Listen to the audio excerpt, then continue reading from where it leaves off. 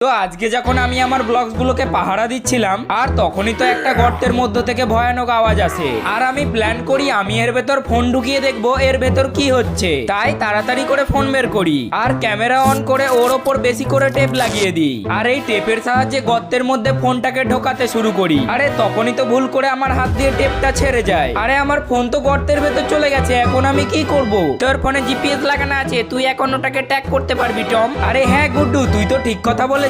আর তখনই তো আমি আমার ফোনটাকে ট্র্যাক করতে শুরু করি, তাড়াতাড়ি করে বাইকটা স্টার্ট করি আর ফোনের পেছনে যেতে লাগি। আমি তো ধীরে ধীরে ফোনের কাছাকাছি চলে এসেছিলাম আর তখনই তো হঠাৎ আমার বাইকের তেল শেষ হয়ে যায়। আরে ও তো আমার থেকে অনেক দূরে চলে যাচ্ছে। এরপর 3 দিন পর আমি ঘুম থেকে উঠি আর আমার ফোনে রিং হতে থাকে। আরে হারিয়ে যাওয়া ফোনের লোকেশন তো আবার পেয়ে গেছি।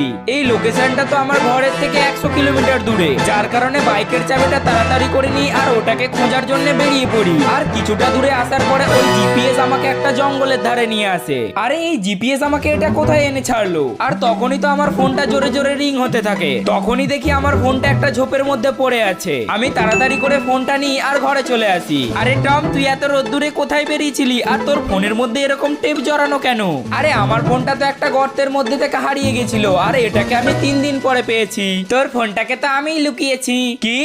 এই ফোন লুকোনোর সিক্রেটটা তো আমি একটা জায়গা থেকে পেয়েছি, যেটা তোমরা এখানে টাচ করলেই দেখতে পাবে।